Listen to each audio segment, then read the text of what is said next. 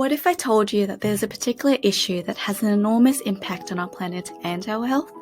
It's something that can be commonly found at the end of our knives and forks, enjoyed at our weekend barbecues, sizzling sausages, saucy ribs, and juicy steaks. Sounds like a delicious and typical Aussie meal, doesn't it? Yep, you guessed it. It's red meat. You may not know it, but this commonly consumed food has a profound impact on both the environment and our own health. So how does consuming red meat threaten the environment and its natural ecosystem? Well, red meat production is in fact one of our top contributors to climate change and will continue to impact us all through global warming, land degradation, and the loss of biodiversity. But what is the link between red meat and climate change? Well, red meat production is a major source of greenhouse gas emissions and contributes greatly to the acceleration of climate change. Major greenhouse gases include carbon dioxide, methane, and nitrous oxide. These are the gases that trap heat into the atmosphere and cause a rise in global temperature that would otherwise be released into space. When most people think of climate change, carbon dioxide from transport is what comes to mind.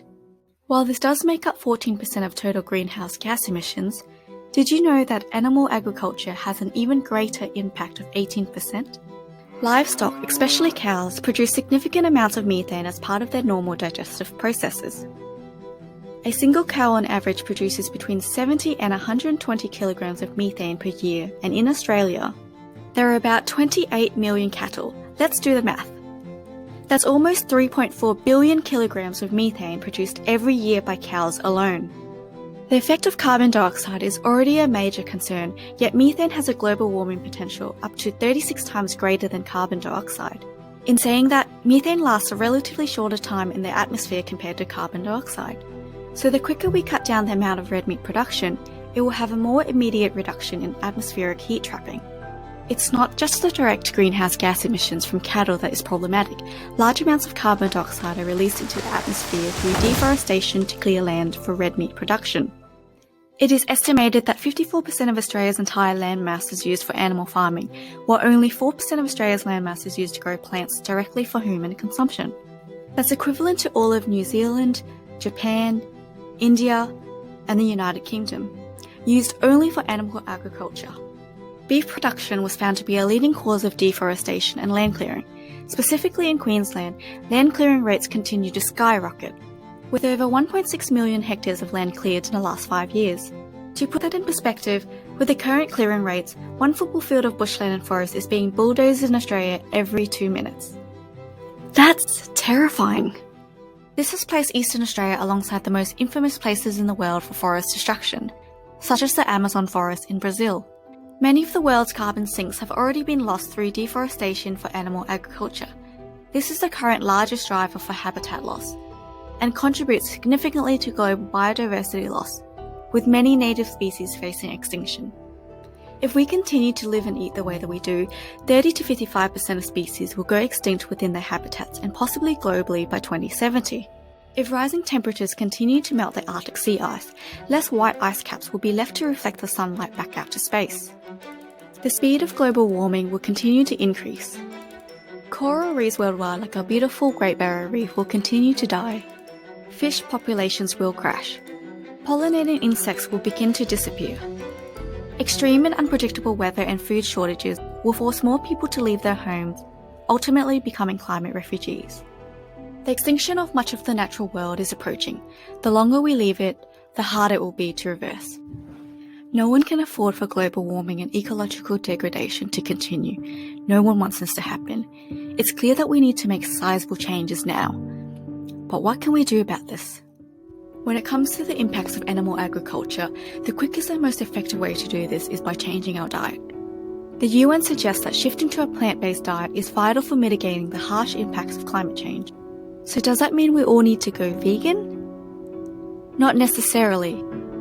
Veganism may not be for everyone, so we have explored a more attainable approach that most Australians can realistically adopt. Most Australians are probably familiar with the National Health and Medical Research Council's Food Plate. It's a guideline used to promote our health and to reduce diet-related chronic disease risk. But according to the Australian Bureau of Statistics, most Australians do not meet the recommended guidelines for any of the 5 food groups. Looking at the red meat specifically, 8 out of 10 Australians do not adhere to the recommended daily intake. In fact, on average, Australians eat 127 grams of red meat per day. That is almost double the recommended 65 grams of red meat per day. To make matters worse, national nutritional data shows that red meat consumption has increased in the last 2 reports from 2012 and 2017, making Australia the 5th highest red meat consuming nation in the world. Research has shown that eating a high intake of red meat is associated with high blood pressure and high cholesterol levels, which increases the risk of cardiovascular disease. This is one of Australia's biggest killers and is responsible for 1 in 4 of all deaths. 1 in 4. That's scary. By reducing your red meat consumption to the recommended guidelines, you can reduce the risk of cardiovascular diseases, alongside other chronic illnesses such as colorectal cancer, stroke, and type 2 diabetes. And the best part about this is that we don't have to go hungry. We just need to eat more from the right food groups, as the Australian Bureau of Statistics has found that only 4% of Australians are eating enough fruit and vegetables. For those who are concerned about protein, there are many options that are much more environmentally friendly. Okay, let's look at the steak. If you look at everything that went into making 100 grams of protein from beef, it ends up emitting about 50 grams of carbon dioxide equivalent. If we choose to have farmed fish instead, there's more than an 8-fold drop in emissions. Similarly with chicken, switch to eggs, and then tofu, and you see the numbers go down even more, and down to practically nothing for peas. If this isn't enough of a reason for you to reduce red meat consumption, let's recall that livestock has contributed 37 gigatons of carbon dioxide emissions globally in the year 2018 alone. If this continues, we will see an increase in global temperatures of 2 degrees Celsius within 100 years. However, with population growth and rising incomes increasing the demand for red meat production, it is estimated that by 2050, greenhouse gas emissions from agriculture alone will have been increased by 76%. This means that the predicted 2-degree rise will be reached much sooner than we think. It's becoming clear that if we reduce our red meat consumption to align with the Australian dietary guidelines, we can help slow global climate change whilst improving health outcomes across our nation. A decrease in red meat consumption can also significantly lower the current burden of disease related to cardiovascular health, reducing the cost of the government, one of our primary stakeholders. With this healthcare cost reduction, the government can redirect the savings to fund transitional programs for animal farmers. Research has found that the farm cash income produced by plant-based farms was approximately twice as high compared to cattle farms.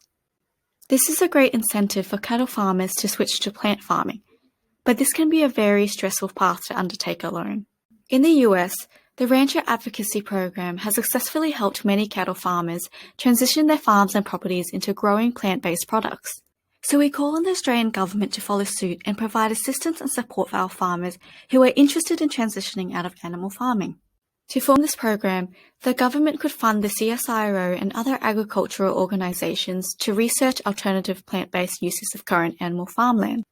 We propose training farm liaison officers to provide free financial counselling to make the current rural financial counselling service more accessible to interested farmers.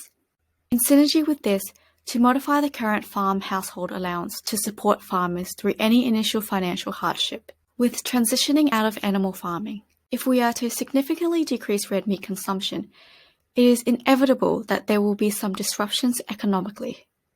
Over time, this will be offset by the growth in Australia's plant-based exportation, which is projected to be worth $6 billion to Asia alone by 2030. There is still largely untapped potential in this market demand for plant-based exportation. Once more of our farmers make the transition, it will minimise the financial loss from exporting less red meat. Plant-based exports will prove to be an important industry to maintain our nation's economy once necessary reductions in red meat productions are implemented. Recall that per kilogram, red meat production releases more greenhouse gases than other meats such as farmed fish and chicken, making these industries possible solutions both in terms of climate change and economic stability. When considering Australia's major livestock exportation, Australia's efforts would be in vain if the rest of the world does not also reduce red meat consumption. As world leaders, Australia has made a global commitment to sustainable agriculture, and we strongly need to help influence these policy changes in other nations. Perhaps the Australian government can form an agreement with other livestock exporters of the world to increase livestock prices in order to regulate red meat consumption, and thus production worldwide. Moreover, this would be an act of goodwill, as these sacrifices may need to be made to benefit the low-income nations that are going to be most affected by natural disasters caused by climate change. It is clear that this planet cannot support billions of meat eaters. It is not sustainable. But the future may not all be doom and gloom. We have the chance to make amends by restoring our planet. The first step starts with you. You may feel helpless, like you can't make a difference. But your personal decisions of reducing your red meat consumption will have a big impact on our planet and our health.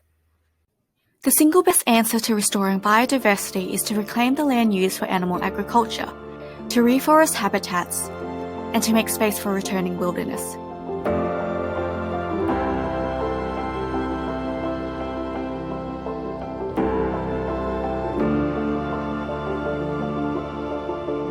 The changes that we make now to reduce red meat production will only benefit ourselves and the future generations. All we need is the will to do so. If you found our video useful, please make sure to hit the like and subscribe button down below. To support our proposal, please complete our survey down in the description box and share the video to all your friends and family. Thank you for watching, and that's a wrap from Earthies.